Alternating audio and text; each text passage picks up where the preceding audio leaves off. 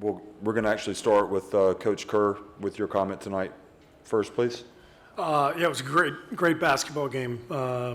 Lithuania obviously just came out of the gates on fire. I think they made their first 9 or 10 threes, took it to us, and I love the way our guys fought back, played much better in the second half, competed like crazy, and gave it a really good run, but it wasn't enough.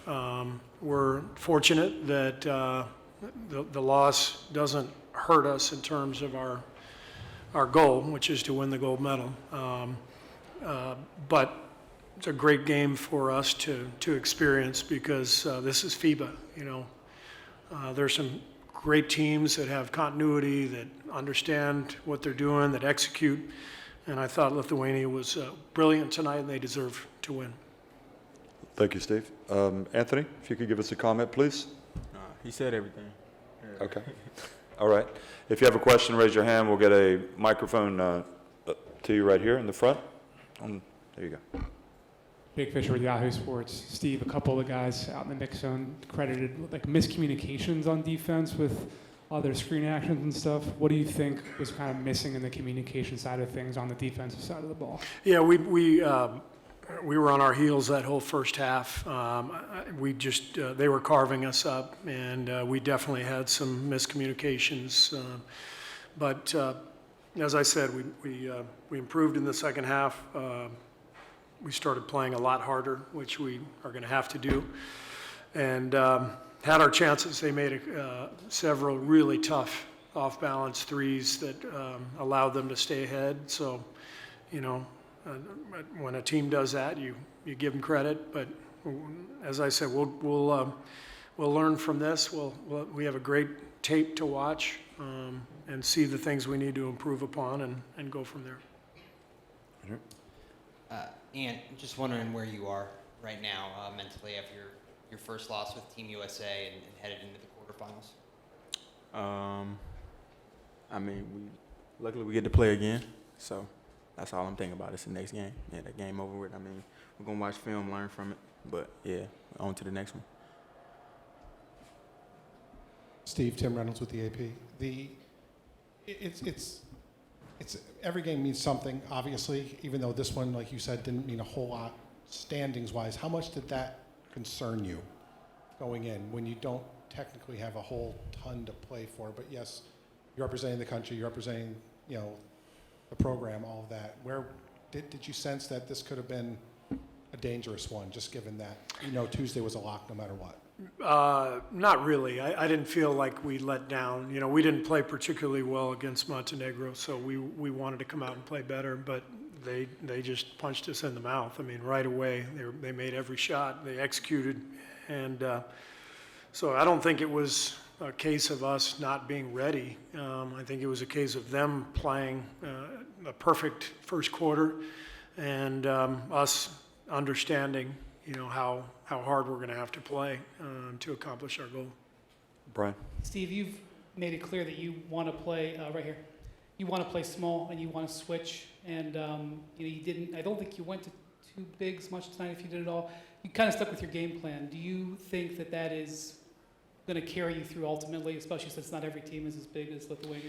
Well, we did play two bigs, several times in the first half. When we had Walker out there, Bobby at the 4, Paolo, we had combinations of those guys out together. So I think, the thing with FIBA is you're putting a team together quickly. You're really having to go with your gut, at each juncture. Every moment where you feel like you need to make a shift, you got to make a shift. So we had our shifts today where we did have two bigs out there. It wasn't very successful, so we went with different lineups that we thought could do better, and we did have a good second half, but like I said, we were too far behind. Delia from Sportskeeda. And I have a question for you. So I noticed that you kind of thought there were a lot of no calls during the game. Do you feel like there was any unfair officiating, and how did that affect you? Nope. They beat us fair and square, man. Shout out to number 22. He hit 2 big threes in the fourth when we was making our run off balance, falling out of bounds. One of them was 2 seconds left. I stripped the ball. He pick it up and throw it. So, you know, shout out to him, man. It was his night. Yeah, so they beat us fair and square. Sorry, right here. Hi. Coach Steve, there were a few times there that Lithuania targeted Austin, particularly I'm sorry, a few times that what? that Lithuania targeted Austin, particularly in the targeted post. Tottenham. Yeah. Was that a factor in your decision making and taking him out of the game, inserting him, and how do you think he's going to respond to that? I took him out because of the foul trouble. They posted him up. They're a very strong team, and a lot of their guys are, trying to back us down, post us up, and just wasn't Austin's night. He got a couple of plays down there that he'd like to have back, I'm sure, but I'm not worried about Austin. Go ahead. This is for either of you or both because you were involved. There was a sequence where you appeared to steal the ball, but they ruled shot clock, and then you got hit with a shot clock violation. I think it must have been 14 seconds on the clock. Did they explain why that happened, or were you confused at all with just that whole sequence? The way I understand the shot clock rule is that if a shot goes up and it's an air ball and the buzzer goes and you rebound, you can go. They ruled that we didn't have possession and that, even though it was imminent possession from Ant, that it was a second after the shot clock. And so they ruled, that was a 24-second violation.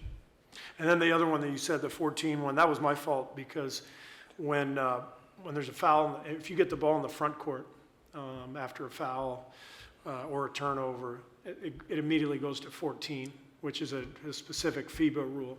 And that was my fault. I wasn't yelling out there to the guys. That's when we got the shot clock violation. And that's something we've got to, take note of and get better with for these final 3 games. Tim. Steve, I know it's, in the grand scheme of things, it doesn't matter tonight so much, but were you aware during the game that, or made aware after, that the Paris berth has been clinched? Yeah. Sean Ford told me that we qualified for the Olympics.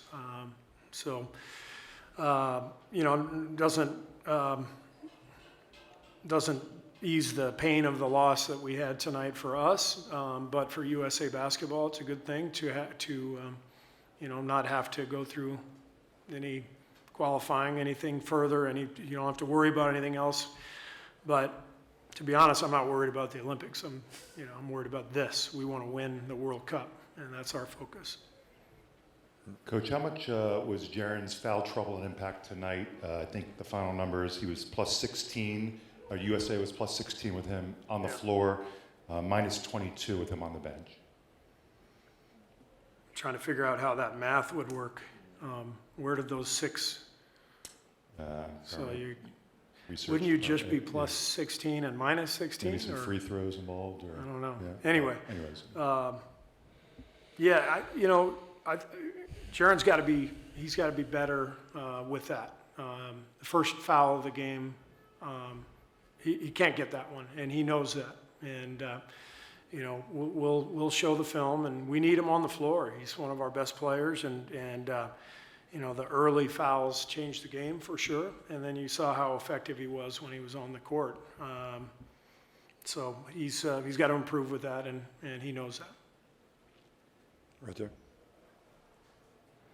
John Marcus here from Spin.ph. So, Coach Kerr, in this kind of game, do you still see or do you still find satisfaction with the performance of your team despite the big deficits, or would you rather just forget about this game and just quickly focus on the next one and just adjust whatever there needs to be done? I liked the game. I liked what happened tonight because this happens so quickly. This, the bringing together of a team, and you practice for a few weeks and you play for a gold medal happens quickly, and it's different. FIBA is different from the NBA, and that's a big focus for our team. We talk about it every day, but these guys have to feel it. They have to feel how good these teams are. Lithuania is a brilliant basketball team. I mean, they move, they shoot it, they cut hard, they really well coached. So it was good for us. I hate losing. I probably won't sleep much tonight. But for us to get better, we needed to feel this. We needed to respond the way we did. And next game, we have to start the way we did in the second half. We can't ease into the game at all. And so I'm hoping that this is a lesson and we get better from this. Okay, one more. Karol Siwa from Poland. If you had a chance to play this game once again, what would you do differently? It could go to both of you. Thank you. If we had a chance to play If you had a chance to play this game once again, what would you do differently? Lithuania, Yeah, if this- we this play game. them Yeah, again, yeah. I'm not gonna give that away. We might play them again. So I might keep that to myself. Thank you very much. All right, Thank you.